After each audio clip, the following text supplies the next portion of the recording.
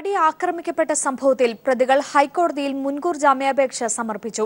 തങ്ങൾ നിരപരാധികളാണെന്നും കേസിൽ കുടുക്കിയതാണെന്നും മുഖ്യപ്രതി പൾസർ സുനി, മണികണ്ഠൻ, ബിജീഷ് എന്നിവർ സമർപ്പിച്ച മുൻകൂർ ജാമ്യാപേക്ഷയിൽ പറയുന്നു.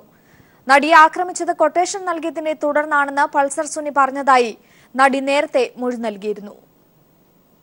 നിർണായക മൊഴിയാണ് നടിയിൽ നിന്നും പോലീസിന് ലഭിച്ചിരിക്കുന്നത്. മൊഴിയുടെ വിശദാംശങ്ങൾ ഇങ്ങനെ: സംഭവ ദിവസം മുഖം മറച്ചുകൊണ്ടാണ് സുനി കാറിൽ കയറിയത്. തുടർന്ന് മുഖം പ്രദർശിപ്പിച്ചപ്പോൾ സുനിയെ തിരിച്ചറിഞ്ഞു. ഇത് കൊട്ടേഷനാണ്, സഹകരിക്കണമെന്ന് സുനി ആവശ്യപ്പെട്ടു. സഹകരിച്ചില്ലെങ്കിൽ തമ്മനത്തെ ഫ്ളാറ്റിലെത്തിക്കും, അതോളം പേരുണ്ട്, ലഹരിമരുന്ന് കുത്തിവെച്ച് ഉപദ്രവിക്കും എന്ന് സുനി ഭീഷണിപ്പെടുത്തിയെന്നും നടി മൊഴി നൽകിയിട്ടുണ്ട്. ബ്ലാക്ക്മെയിൽ ചെയ്ത് പണം തട്ടലായിരുന്നു പ്രതികളുടെ ലക്ഷ്യമെന്നായിരുന്നു പ്രാഥമിക നിഗമനം. എന്നാൽ സംഭവം കൊട്ടേഷനായിരുന്നു എന്ന മൊഴി ലഭിച്ചതോടെ കേസ് വഴിത്തിരിവിലേക്ക് നീങ്ങുകയാണ്. ആരാണ് കൊട്ടേഷൻ നൽകിയത് എന്നതടക്കം പ്രധാനപ്പെട്ട നിരവധി ചോദ്യങ്ങൾക്ക് ഉത്തരം പോലീസിന് ലഭിക്കേണ്ടതുണ്ട്. ഇതിനിടെ പൾസർ സുനി, മണികണ്ഠൻ, വിജീഷ് എന്നിവർ ഹൈക്കോടതിയിൽ മുൻകൂർ ജാമ്യാപേക്ഷ സമർപ്പിച്ചു. തങ്ങൾ നിരപരാധികളാണെന്നും കേസിൽ കുടുക്കിയതാണെന്നും മുൻകൂർ ജാമ്യാപേക്ഷയിൽ പറയുന്നു. അങ്കമാലിയിലുള്ള തന്റെ വീട്ടിലെത്തിയാണ് പ്രതികൾ വക്കാലത്ത് നൽകിയതെന്ന് അഡ്വക്കേറ്റ് ഇ.സി. പൗലോസ് പറഞ്ഞു. നടിയെ ആക്രമിച്ചതിന് പിന്നിൽ കൊട്ടേഷനാണെന്ന മൊഴിയിലാണ് മുൻകൂർ ജാമ്യാപേക്ഷയിലെ ആവശ്യങ്ങൾ. അപേക്ഷ കോടതി നാളെ പരിഗണിക്കും. News bureau, Kochi. സംസ്ഥാനത്ത് ഗുണ്ടാവേട്ടയ്ക്ക് മുഖ്യമന്ത്രിയുടെ നിർദ്ദേശം. കാപ്പ ചുമത്തി ഗുണ്ടകളെ അറസ്റ്റ് ചെയ്യാനാണ് നിർദ്ദേശം. ഗുണ്ടകളുടെ ലിസ്റ്റ് ഇന്റലിജൻസ് തയ്യാറാക്കി. ജില്ലാ കളക്ടർമാർ, റേഞ്ച് ഐജിമാർ, എസ്പിമാർ എന്നിവർക്ക് ഗുണ്ടാ ലിസ്റ്റിൽപ്പെട്ടവരുടെ പട്ടികയും കൈമാറി. കൊച്ചിയിൽ നടിയെ തട്ടിക്കൊണ്ടുപോയി ആക്രമിച്ചതിനെ തുടർന്നാണ് ഗുണ്ടകൾക്കെതിരെ ശക്തമായ നടപടി സ്വീകരിക്കാൻ മുഖ്യമന്ത്രി നിർദ്ദേശം നൽകിയത്. ഇതനുസരിച്ച് 2010 ഗുണ്ടകളുടെ പട്ടിക ഇന്റലിജൻസ് തയ്യാറാക്കിയിട്ടുണ്ട്. ജില്ല തിരിച്ചാണ് പട്ടിക തയ്യാറാക്കിയിരിക്കുന്നത്. തിരുവനന്തപുരത്ത് 266 പേരുടെയും കൊച്ചി നഗരപരിധിയിൽ മാത്രം 85 പേരുടെയും പട്ടികയാണ് തയ്യാറാക്കിയിരിക്കുന്നത്. റേഞ്ച് ഐജിമാർ, ജില്ലാ കളക്ടർമാർ, എസ്പിമാർ എന്നിവർക്ക് പട്ടിക കൈമാറി. ഇന്റലിജൻസ് മേധാവിക്കാണ് മേൽനോട്ട ചുമതല.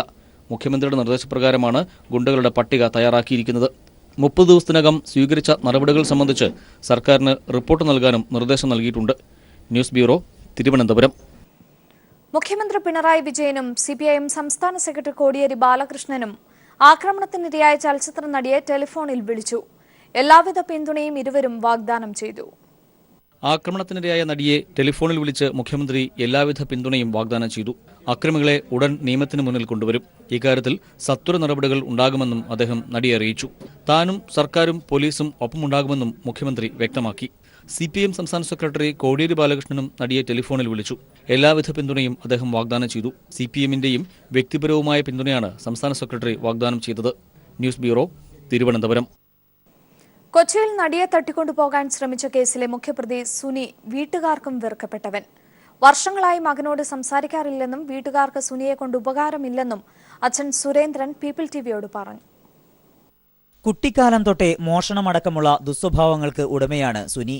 അതിനാൽ തന്നെ വീട്ടുകാർക്ക് ഇഷ്ടമല്ല. വീട് വിട്ടു നിൽക്കുന്ന സുനി അപൂർവമായേ വീട്ടിൽ വരാറുള്ളൂവെന്നും സഹായമൊന്നും മകനെ കൊണ്ടില്ലെന്നും അച്ഛൻ സുരേന്ദ്രൻ പീപ്പിൾ ടിവിയോട് പറഞ്ഞു. എത്ര വർഷമായിപ്പം അവനോട് ഇങ്ങനെ പറയാൻ പറ്റും? ഒരു 8-9 വർഷമായി എനിക്കാണ്. വീട്ടിൽ വരുമ്പം സാമ്പത്തികമായിട്ട് എന്തെങ്കിലും സഹായം എന്തെങ്കിലും ചെയ്യുമോ? ഇല്ല, ഒന്നും ചെയ്യാറില്ല. ഇപ്പം എങ്ങനെ ഈ കുടുംബം കഴിഞ്ഞു പോകുന്നത് എങ്ങനെയാണ്? പെണ്ണുമ്പളെ മെക്കാട് പിടിക്കും, മെക്കാട് പണിക്ക് ഇപ്പോൾ ഉണ്ട്, വാർക്ക പണിക്ക്. എനിക്ക് ഒന്നുമില്ല, ഞാൻ ഉഷാരോഗിയാണ്. എന്തായിരുന്നു സുനിയോട് തെറ്റാണ്ടായ കാരണം? തുടക്കത്തിൽ ഇവൻ്റെ സ്വഭാവം മോശമായ രീതിയിൽ വന്നപ്പോൾ ഞാനത് വിട്ടുകളഞ്ഞു. ഞാനൊരു തെറ്റിനും പോണ ആളല്ല. പിന്നെ അത് കഴിഞ്ഞപ്പോൾ ഞാൻ പിള്ളേർ മിണ്ടാറില്ല, ഒരക്ഷരം വേണ്ടി സംസാരിക്കാറുമില്ല. മകന്റെ സിനിമാ ബന്ധങ്ങൾ സംബന്ധിച്ച് തനിക്കറിയില്ലെന്നും അദ്ദേഹം പറഞ്ഞു. നെടുവേലിക്കുടി വീട്ടിൽ സുനി പൾസർ സുനിയായതിനു പിന്നിലെ കഥ നാട്ടുകാരനായ PK ശിവദാസ് പറയും. തൊട്ടടുത്ത നമ്മുടെ കൂപ്പടിയിൽ മുണ്ടത്ത് പൈപ്പ് മില്ലിൽ ജോലി കയറിയപ്പോൾ അവിടുത്തെ പണം മോഷ്ടിച്ചുകൊണ്ടെന്ന് പുതിയ പൾസർ ബൈക്ക് ഇറങ്ങിയ സമയത്ത് ബൈക്ക് മേടിച്ചുകൊണ്ടുവന്ന രീതിയാണ്. അതാണ് പൾസർ സുനി എന്നൊരു പേര് വരാൻ കാരണം. അന്ന് തുടങ്ങിയ ഒരു ക്രിമിനൽ വാസനയാണ്. അവിവാഹിതനായ സുനിക്ക് അമ്മയും ഏക സഹോദരിയുമാണുള്ളത്. അഭിലാഷ് നിലമ്പൂരിനൊപ്പം കൊച്ചിയിൽ നിന്ന് സമീർ വഴങ്ങോട്.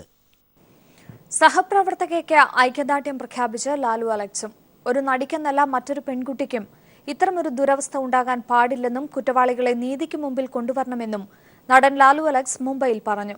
നഗരത്തിലെ ഒരു പൊതുപരിപാടിയിൽ പങ്കെടുക്കാൻ എത്തിയതായിരുന്നു അദ്ദേഹം.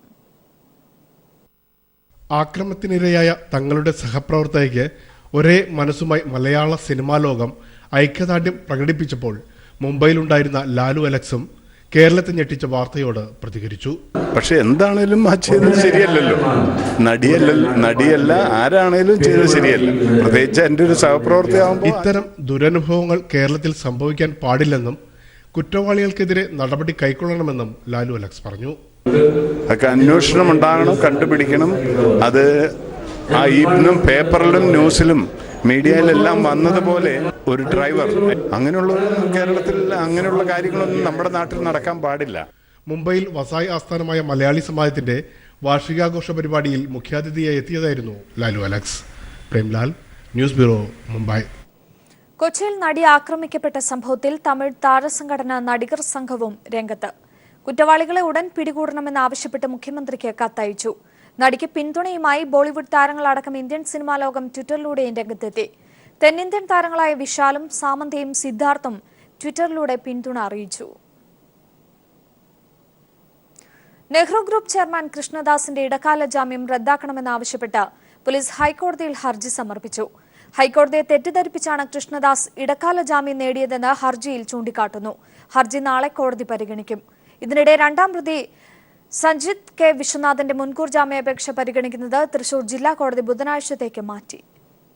വസ്തുതകൾ മറച്ചുവെച്ചും കോടതിയെ തെറ്റിദ്ധരിപ്പിച്ചുമാണ് കൃഷ്ണദാസ് മുൻകൂർ ജാമ്യം നേടിയതെന്ന് ഹർജിയിൽ ചൂണ്ടിക്കാട്ടുന്നു. പ്രതിക്ക് ജാമ്യം അനുവദിക്കുന്നത് അന്വേഷണത്തെ പ്രതികൂലമായി ബാധിക്കും.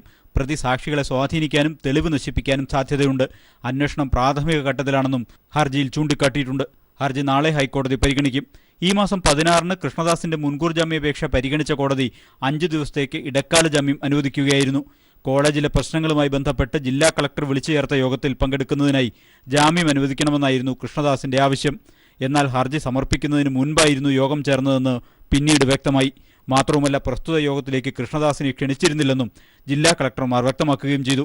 ഈ സാഹചര്യത്തിലാണ് വസ്തുതകൾ വിശദീകരിച്ചുകൊണ്ട് സർക്കാർ ഹൈക്കോടതിയിൽ ഹർജി സമർപ്പിച്ചത്. കൃഷ്ണദാസിന്റെ ഇടക്കാല ജാമ്യം റദ്ദാക്കണമെന്നാണ് ഹർജിയിലെ പ്രധാന ആവശ്യം.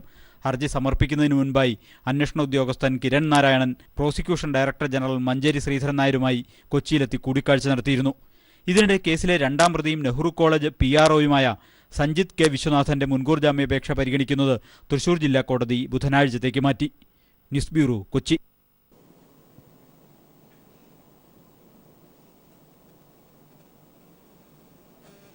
നടിയെ ആക്രമിച്ച സംഭവത്തിൽ DGPക്ക് ദേശീയ വനിതാ കമ്മീഷൻ സമൻസ് അയച്ചു. DGP നേരിട്ട് ഹാജരായി ഇതുവരെയുള്ള നടപടികൾ വിശദീകരിക്കണമെന്നും കമ്മീഷൻ ആവശ്യപ്പെട്ടു. മുന്നണിയിൽ ചർച്ച ചെയ്യേണ്ട കാര്യങ്ങൾ മുന്നണിയിലാണ് പറയേണ്ടതെന്ന് LDF കൺവീനർ വൈക്കം വിശ്വൻ. പ്രശ്നങ്ങളുണ്ടെങ്കിൽ പരസ്പരം ചർച്ച ചെയ്യും. വരൾച്ച ദേശീയ ദുരന്തമായി കണ്ട് കേന്ദ്രം കൂടുതൽ സഹായം നൽകണം.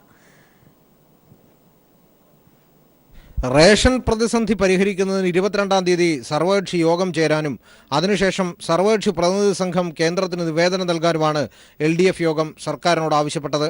കൊടും വരൾച്ച വരാൻ പോകുന്ന പശ്ചാത്തലത്തിൽ കേന്ദ്രത്തോട് കൂടുതൽ സഹായധനം ആവശ്യപ്പെടാനും LDF യോഗം സർക്കാരിന് നിർദ്ദേശം നൽകി. വരൾച്ച നേരിടുന്നതിന് LDF പ്രവർത്തകർ മുന്നിട്ടിറങ്ങണം. ഇതിനായി താഴെത്തട്ടിലുള്ള പ്രവർത്തനങ്ങൾ ഏകോപിപ്പിക്കുന്നതിന് തദ്ദേശ സ്വയംഭരണ സ്ഥാപനങ്ങൾ നേതൃത്വം നൽകണം. മുന്നണിയിലെ കക്ഷികൾ തമ്മിലുള്ള പ്രശ്നങ്ങൾ വലിയ ഗൗരവത്തിലുള്ളതാണെന്ന് കരുതുന്നില്ലെന്ന് LDF കൺവീനർ വൈക്കം വിശ്വൻ പറഞ്ഞു. എന്നാൽ മുന്നണിയിൽ പറയേണ്ടത് മുന്നണിയിൽ തന്നെയാണ് പറയേണ്ടതെന്ന് അദ്ദേഹം അഭിപ്രായപ്പെട്ടു. ഇല്ല, അതൊക്കെ ഒരു വലിയ ഗൗരവമുള്ള വിഷയമായിട്ട് തോന്നിയിട്ടില്ല. അത്തരം കാര്യങ്ങളൊന്നും തന്നെ ഇടതുപക്ഷ ജനാധിപത്യ മുന്നണിക്ക് ഒരു ക്ഷീണമായിട്ട് വരുന്നില്ല. നിങ്ങൾ ഉദ്ദേശിച്ച വസ്തുതകൾ വല്ലതും അങ്ങനെ പാർട്ടികൾ തമ്മിൽ പറഞ്ഞു പോയിട്ടുണ്ടെങ്കിൽ അത് ആ പാർട്ടികൾ തമ്മിൽ ബന്ധപ്പെട്ട് പറഞ്ഞു തീർക്കും. ചിലപ്പോൾ ചില കാര്യങ്ങൾ അങ്ങനെ പറയേണ്ടി വന്നായിരിക്കും, പറഞ്ഞു പോയായിരിക്കും, അത്രയേ ഉള്ളൂ. മുന്നണിയിൽ തന്നെയാണ് ചർച്ച ചെയ്യേണ്ടത്. മുന്നണിയിൽ ചർച്ച ചെയ്യേണ്ടതെല്ലാം മുന്നണിയിൽ തന്നെ ചർച്ച ചെയ്യണം. സമീപകാലത്ത് സർക്കാരിനെതിരെ CPI ചില വിമർശനങ്ങൾ ഉന്നയിച്ച സാഹചര്യത്തിൽ CPIഎമ്മും CPIയുമായി ഉഭയകക്ഷി ചർച്ച നടത്തും. AK ശശീന്ദ്രന്റെ വീട്ടിലേക്ക് AITUC തൊഴിലാളികൾ മാർച്ച് നടത്തിയതിൽ NCP അതൃപ്തി രേഖപ്പെടുത്തി. KSRTCക്ക് കൂടുതൽ സഹായധനം കണ്ടെത്തേണ്ടതുണ്ടെന്ന് LDF യോഗം വിലയിരുത്തി. ഐക്യ കേരളത്തിന്റെ 60-ാം വാർഷികം ഏപ്രിൽ 5-ാം തീയതി മുതൽ 11-ാം തീയതി വരെ സമുചിതമായി ആഘോഷിക്കും. കേരള അഡ്മിനിസ്ട്രേറ്റീവ് സർവീസുമായി ബന്ധപ്പെട്ട കാര്യങ്ങൾ മുന്നണിയിൽ നേരത്തെ ചർച്ച ചെയ്ത് നിലപാട് കൈക്കൊണ്ടതാണെന്നും അദ്ദേഹം വാർത്താസമ്മേളനത്തിൽ വ്യക്തമാക്കി. News bureau, Thiruvananthapuram. KAS സമരത്തിൽ ജീവനക്കാരുടെ പങ്കാളിത്തം തീർത്തും കുറഞ്ഞു. 80% പേർ ഇന്ന് ജോലിക്ക് ഹാജരായി. 56.5% ജീവനക്കാർ പഞ്ച് ചെയ്തു. പഞ്ച് ചെയ്തവർ ആരും ഇന്ന് സമരത്തിൽ പങ്കെടുത്തിട്ടില്ലെന്നാണ് സൂചന. അതേസമയം സെക്രട്ടേറിയറ്റിന് മുന്നിൽ കോൺഗ്രസ് അനുകൂല സംഘടനയുടെ 24 മണിക്കൂർ രാപ്പകൽ സമരം ആരംഭിച്ചു. കേരള അഡ്മിനിസ്ട്രേറ്റീവ് സർവീസ് രൂപീകരണത്തിനെതിരായ ഒരു വിഭാഗം ജീവനക്കാരുടെ സമരത്തിൽ പങ്കാളിത്തം കുറഞ്ഞു. 56.5% ജീവനക്കാരും പഞ്ച് ചെയ്ത് ജോലിയിൽ പ്രവേശിച്ചതായാണ് കണക്കുകൾ. ടൂറിംഗ് ഓഫീസേഴ്സ്, അവധിയിലുള്ളവർ തുടങ്ങിയവരെ കൂടി പരിഗണിച്ചാൽ 80%-ലധികം ജീവനക്കാർ ഹാജരായി. പഞ്ച് ചെയ്തവരാരും ഇന്ന് സമരത്തിൽ പങ്കെടുത്തിട്ടില്ലെന്നാണ് പൊതുഭരണ വകുപ്പ് ശേഖരിച്ച കണക്കുകൾ. ഒപ്പിട്ടതിനു ശേഷം സമരത്തിൽ പങ്കെടുക്കുന്നവർക്കെതിരെ കടുത്ത നിലപാടിന് ചീഫ് സെക്രട്ടറിയുടെ നേതൃത്വത്തിൽ ചേർന്ന വകുപ്പ് സെക്രട്ടറിമാരുടെ യോഗം തീരുമാനിച്ചിരുന്നു. അതേസമയം കോൺഗ്രസ് അനുകൂല സംഘടന ആരംഭിച്ച 24 മണിക്കൂർ രാപ്പകൽ സമരം KPCC അധ്യക്ഷൻ VM സുധീരൻ ഉദ്ഘാടനം ചെയ്തു. 35 പേരാണ് സമരത്തിൽ പങ്കെടുക്കുന്നത്. രാവിലെ മുതൽ ഉച്ചവരെ അനിശ്ചിതകാലത്തേക്ക് ഒപ്പിട്ടതിനു ശേഷം പേന താഴ്വയ്ക്കൽ സമരത്തിനും കോൺഗ്രസ് അനുകൂല സംഘടനയായ കേരള സെക്രട്ടേറിയറ്റ് അസോസിയേഷൻ ആഹ്വാനം ചെയ്തിട്ടുണ്ട്. News bureau, Thiruvananthapuram. ശബരിമലയിൽ എല്ലാ പ്രായക്കാരായ സ്ത്രീകളെയും പ്രവേശിപ്പിക്കണമെന്നാവശ്യപ്പെട്ടുള്ള കേസ് സുപ്രീംകോടതി ഭരണഘടനാ ബെഞ്ചിന് വിട്ടു. നിയമവും മതവും വ്യത്യസ്ത കാര്യങ്ങളെന്നും വിശദമായി പരിഗണിക്കണമെന്നും നിരീക്ഷിച്ചാണ് കേസ് വിപുലമായ ബെഞ്ചിന് വിട്ടത്. സ്ത്രീകൾക്ക് ശബരിമലയിൽ ആരാധന നടത്താൻ ഭരണഘടനാപരമായ അവകാശമുണ്ടെന്ന് ദീപക് മിശ്ര അധ്യക്ഷനായ 3-അംഗ ബെഞ്ച് നേരത്തെ പരാമർശിച്ചിരുന്നു. എന്നാൽ തിരുവിതാംകൂർ ദേവസ്വം ബോർഡും തന്ത്രി കുടുംബവും സ്ത്രീ പ്രവേശനം എതിർക്കുകയും വിശദമായി പഠനം നടത്തണമെന്നാവശ്യപ്പെടുകയും ചെയ്തു. ജയിൽ IG H ഗോപകുമാറിനെതിരെ വിജിലൻസ് അന്വേഷണത്തിന് ഉത്തരവിട്ടു. തടവുകാർ ജയിലിനുള്ളിൽ സുഖസൗകര്യങ്ങൾ ഏർപ്പെടുത്തുന്നു എന്നതിന് കൈക്കൂലി ആവശ്യപ്പെടുന്നു എന്ന പരാതിയെ തുടർന്നാണ് നടപടി. ആക്ഷേപം ഉയർന്നതിനെ തുടർന്ന് മുഖ്യമന്ത്രി പിണറായി വിജയനാണ് ത്വരിതാന്വേഷണത്തിന് ഉത്തരവിട്ടത്. വിജിലൻസ് കോടതി അനാവശ്യ വ്യവഹാരങ്ങൾക്ക് മുതിരരുതെന്ന് ഹൈക്കോടതി. ശങ്കർ റെഡ്ഡി ഉൾപ്പെടെയുള്ളവർക്ക് DGP-ആയി പ്രമോഷൻ നൽകിയത് സംബന്ധിച്ച കേസ് പരിഗണിക്കവെയാണ് കോടതിയുടെ വാക്കാലുള്ള പരാമർശം. മുൻ സർക്കാരിന്റെ കാലത്ത് മന്ത്രിസഭാ യോഗം എടുത്ത തീരുമാനം നിയമവിരുദ്ധമാണെന്ന ത്വരിത പരിശോധനാ റിപ്പോർട്ടിലെ പരാമർശമാണ് ഹൈക്കോടതിയുടെ വിമർശനത്തിന് ഇടയാക്കിയത്. മന്ത്രിസഭാ യോഗം എടുക്കുന്ന തീരുമാനങ്ങൾ നിയമവിരുദ്ധമെന്ന് പറയാൻ വിജിലൻസിന് എന്ത് അധികാരമാണുള്ളതെന്നും കോടതി ചോദിച്ചു. CK ജാനു ഗോത്രമഹാസഭയ്ക്കു വേണ്ടി BJP-യിൽ നിന്നും NGO-കളിൽ നിന്നും ഫണ്ട് വാങ്ങുന്നതായി സംഘടനയുടെ സംസ്ഥാന സെക്രട്ടറിയായിരുന്ന ബിജു കാക്കത്തോട്. 13 വർഷങ്ങളിൽ നിന്ന് വ്യത്യസ്തമായി ഇത്തവണ മുത്തങ്ങ അനുസ്മരണം ഇങ്ങനെയാണ് നടത്തിയതെന്നും ബിജു പറഞ്ഞു. ആദിവാസികളെ സംഘപരിവാർ കൂടാരത്തിലേക്ക് നയിക്കുന്നുവെന്ന് ആരോപിച്ച് JRS വിട്ട ബിജു ഗോത്രമഹാസഭയിൽ നിന്നും NDA വയനാട് ജില്ലാ കൺവീനർ സ്ഥാനത്തു നിന്നും രാജിവെച്ചു. ആദിവാസി പ്രശ്നങ്ങളുടെ പരിഹാരത്തിനായല്ല CK ജാനു ശ്രമിക്കുന്നത്. ഭൂവിഷയങ്ങളിലടക്കം സർക്കാർ നടപടികൾ പുരോഗമിക്കവേ ഇതിന് തുരങ്കം വയ്ക്കുകയാണ് CK ജാനു. സംഘടനയിൽ ജനാധിപത്യ രീതിയിലെന്നും BJP-യിൽ നിന്നും മറ്റ് NGO-കളിൽ നിന്നും ഫണ്ടുകൾ വാങ്ങി മറ്റ് അജണ്ടകൾ നടപ്പാക്കുവാനാണ് CK ജാനു ശ്രമിക്കുന്നതെന്നും ബിജു പറഞ്ഞു. ഗോത്രമഹാസഭയെ സംബന്ധിച്ച് ₹1 നീക്കിയിരിപ്പ് പോലും സംഘടനയ്ക്ക് ഇപ്പോൾ നിലവിലില്ല. സംസ്ഥാന സെക്രട്ടറിയായ എൻ്റെ അറിവിൽ സംസ്ഥാന തലത്തിൽ ഇതുമായിട്ട് ബന്ധപ്പെട്ട് വിപുലമായിട്ടുള്ള ഒരു സാമ്പത്തിക ശേഖരണം നടത്തിയിട്ടുമില്ല. അപ്പോൾ ഈ പരിപാടി ശരിക്കും വയനാട് ജില്ലയിൽ ഏറ്റവും വലിയ ഓഡിറ്റോറിയത്തിലാണ് പരിപാടി സംഘടിപ്പിച്ചിട്ടുള്ളത്. മരണമടഞ്ഞ ജോഗി അണ്ണൻ്റെ ആ ഒരു ആത്മാവിനെ പോലും വിറ്റ് വിലയാക്കുന്ന ഒരു സംവിധാനത്തിലേക്കാണ് CK ജാനു പോയിക്കൊണ്ടിരിക്കുന്നത്. ഒരു ഭാഗത്ത് BJP-യെ വിമർശിക്കുകയും BJP-യിൽ നിന്ന് ഫണ്ട് വാങ്ങുകയും ചെയ്യുന്ന നിലപാടിൽ പ്രതിഷേധിച്ചാണ് വിവിധ സ്ഥാനങ്ങളിൽ നിന്ന് രാജിവെച്ചതെന്നും ബിജു പറഞ്ഞു. ഒരു ഭാഗത്ത് ഫണ്ടുകൾ വാങ്ങുമ്പോൾ മറുഭാഗത്ത് BJP വിമർശിക്കുകയും മറുഭാഗത്തു നിന്നും ഫണ്ടുകൾ വാങ്ങിക്കൊണ്ടുമാണ് CK ജാനു പ്രവൃത്തിയായിട്ട് മുന്നോട്ട് പോയിക്കൊണ്ടിരിക്കുന്നത്. അപ്പോൾ ഇത് അംഗീകരിക്കാൻ നമുക്കും നമ്മളുടെ കൂടെയുള്ള ആളുകൾക്കും ബുദ്ധിമുട്ടുണ്ട്. കഴിഞ്ഞ നിയമസഭാ തെരഞ്ഞെടുപ്പിലെ CK ജാനുവിന്റെ രാഷ്ട്രീയ നിലപാടോടെ CK ജാനുവിന്റെയും M ഗീതാനന്ദന്റെയും നേതൃത്വത്തിൽ ഗോത്രമഹാസഭ 2ആയി പിളർന്നിരുന്നു. മുത്തങ്ങ ദിനാചരണവും 2ആയി പിരിഞ്ഞാണ് ഇവർ സംഘടിപ്പിച്ചത്. ഇതിനിടയിലാണ് ജാനു രൂപീകരിച്ച് NDA-യോട് സഹകരിക്കുന്ന ജനാധിപത്യ രാഷ്ട്രീയ സഭയിലും പിളർപ്പുണ്ടാവുന്നത്. സംസ്ഥാന തലത്തിൽ പുതിയ ആദിവാസി സംഘടനയ്ക്ക് രൂപം നൽകാനൊരുങ്ങുകയാണ് ജാനുവിന്റെ രാഷ്ട്രീയ പാർട്ടിയിൽ നിന്നും ഗോത്രമഹാസഭയിൽ നിന്നും വിട്ടുപോകുന്നവർ. News bureau, Wayanad. തിരുവനന്തപുരം വർക്കല ജനാർദ്ദനസ്വാമി ക്ഷേത്രത്തിൽ ദേവസ്വം ബോർഡ് ജീവനക്കാരുടെ മദ്യപാനം. സംഘത്തെ നാട്ടുകാരും ഭക്തരും ചേർന്ന് പിടികൂടി പോലീസിൽ ഏൽപ്പിച്ചു. ജീവനക്കാരെ പിന്നീട് സർവീസിൽ നിന്ന് സസ്പെൻഡ് ചെയ്തു. വർക്കല ജനാർദ്ദനസ്വാമി ക്ഷേത്രത്തിലെ അഡ്മിനിസ്ട്രേറ്റീവ് ഓഫീസിന് സമീപത്തെ ആട്ടപ്പുരയിൽ വെച്ചാണ് കഴിഞ്ഞ ദിവസം രാത്രി ക്ഷേത്ര ജീവനക്കാർ മദ്യപിച്ചത്. ക്ഷേത്രത്തിലെ വാച്ചറും വാദ്യമേളക്കാരും അടിച്ചുതള്ളിക്കാരനുമടക്കം 6 പേരായിരുന്നു മദ്യപാനികൾ. വിവരമറിഞ്ഞ നാട്ടുകാർ ആട്ടപ്പുരയിലെത്തി മദ്യസേവക്കാരെ കൈയോടെ പിടികൂടി.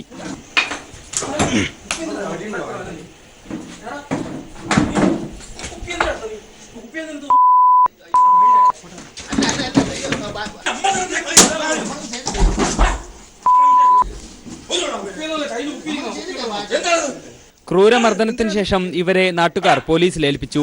ദേവസ്വം ബോർഡ് ജീവനക്കാരായ ശശിധരൻ, രാജേഷ്, അനിൽകുമാർ എന്നിവരെയാണ് പോലീസിൽ ഏൽപ്പിച്ചത്. ഒപ്പമുണ്ടായിരുന്ന മറ്റു 3 പേർ പോലീസ് എത്തിയപ്പോഴേക്കും ഓടി രക്ഷപ്പെടുകയായിരുന്നു. ജീവനക്കാരെ ദേവസ്വം ബോർഡ് അന്വേഷണ വിധേയമായി സസ്പെൻഡ് ചെയ്തു. രാത്രികാലങ്ങളിൽ ക്ഷേത്രത്തിന്റെ പരിസരത്ത് മദ്യപാനം നടക്കുന്നതായി നാട്ടുകാർക്ക് നേരത്തെ രഹസ്യവിവരം കിട്ടിയിരുന്നു. ഇതനുസരിച്ച് നാട്ടുകാർ ആട്ടപ്പുരയിലെത്തുമ്പോൾ സംഘം മദ്യപിച്ചുകൊണ്ടിരിക്കുകയായിരുന്നു. 6 കുപ്പി ബിയറും ഇവർ കുടിച്ച റമ്മിന്റെ കുപ്പിയും ഗ്ലാസുകളും സിഗരറ്റും ആട്ടപ്പുരയ്ക്കുള്ളിൽ നിന്ന് കണ്ടെത്തി. News bureau, Thiruvananthapuram. നോട്ടു നിരോധനത്തെ തുടർന്ന് ബാങ്കുകളിൽ ഏർപ്പെടുത്തിയ പിൻവലിക്കൽ നിയന്ത്രണങ്ങൾ മാർച്ച് 13 മുതൽ പൂർണ്ണമായി നീക്കുമെന്ന് RBI അറിയിച്ചു. പിൻവലിക്കാവുന്ന തുകയുടെ പരിധി ആഴ്ചയിൽ 24,000 രൂപയിൽ നിന്ന് 50,000 രൂപയാക്കി ഉയർത്തിയിരുന്നു. മാർച്ച് 13ഓടെ എല്ലാ നിയന്ത്രണങ്ങളും എടുത്തുമാറ്റുമെന്നും പണമിടപാടുകൾ സാധാരണ നിലയിലാകുമെന്നും RBI അറിയിച്ചു. കുമരകത്ത് സംഘർഷഭീതി സൃഷ്ടിച്ച RSS BJP ആക്രമണം തുടരുന്നു. കഴിഞ്ഞ ദിവസം രാത്രി RSS BJP അക്രമി സംഘം അട്ടിപ്പീടികയിലുള്ള CPIM പ്രവർത്തകന്റെ വീട് ആക്രമിച്ചു. ആക്രമണത്തിൽ പരിക്കേറ്റ CPIM പ്രവർത്തകൻ പ്രവീൺ ആശുപത്രിയിൽ ചികിത്സയിലാണ്. ഞായറാഴ്ച രാത്രി 11 മണിയോടെയാണ് 10ഓളം വരുന്ന BJP RSS അക്രമി സംഘം അട്ടിപ്പീടികയിലുള്ള പ്രവീണിന്റെ വീട്ടിലേക്ക് ഇരച്ചു കയറിയത്. വടിവാളും കമ്പിവടിയുമായി എത്തിയ സംഘം ജനൽ ചില്ലുകളും വാതിലും ട്യൂബ് ലൈറ്റും അടിച്ചു തകർത്തു. മാതാപിതാക്കളുടെ നിർബന്ധത്തിന് വഴങ്ങി വീടിന് പുറകിലൂടെ രക്ഷപ്പെടാൻ ശ്രമിച്ച പ്രവീണിനെ അക്രമി സംഘം കമ്പിവടി ഉപയോഗിച്ച് ആക്രമിച്ചു. ഇടതുകാലിന് പരിക്കുണ്ട്. കുമരകം പ്രാഥമിക ആരോഗ്യ കേന്ദ്രത്തിൽ ചികിത്സയിലാണ് പ്രവീൺ. അമ്മയെ പിടിച്ച് തള്ളിയിട്ടാണ് ഇവർ അത്തോട്ടടിച്ച് കയറുന്നത്. ഞാൻ അതിന്റെ പുറകുവഴി അവർ കറങ്ങി വന്നായിരുന്നു 3-4 പേര്. അപ്പോൾ ഞാൻ അടുക്കള വാതിൽ വഴിയാണ് ഇറങ്ങി ഓടുന്നത്.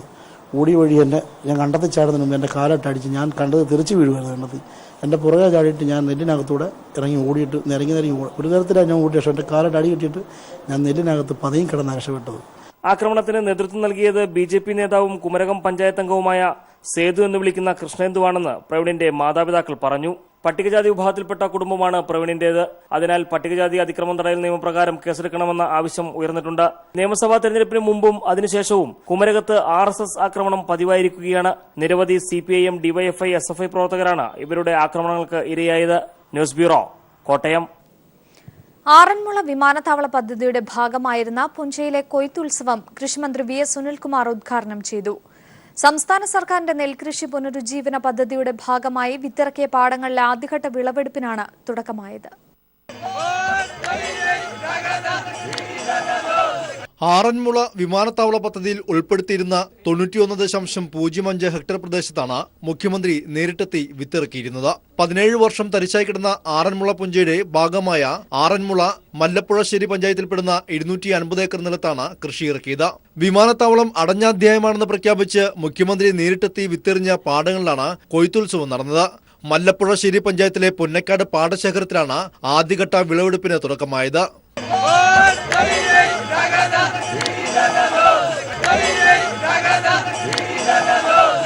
നെൽവയലുകൾ സംരക്ഷിക്കാൻ ജനങ്ങൾ തന്നെ രംഗത്തിറങ്ങണമെന്ന് കൃഷിമന്ത്രി VS സുനിൽകുമാർ പറഞ്ഞു. വയൽ നികത്തുന്നവരെ നാട്ടുകാർ കൈകാര്യം ചെയ്യുന്ന കാലമുണ്ടാകണം. ആറന്മുളയിലെ മിച്ചഭൂമി പ്രഖ്യാപനം ഉടനുണ്ടാകുമെന്നും കൃഷിമന്ത്രി പറഞ്ഞു.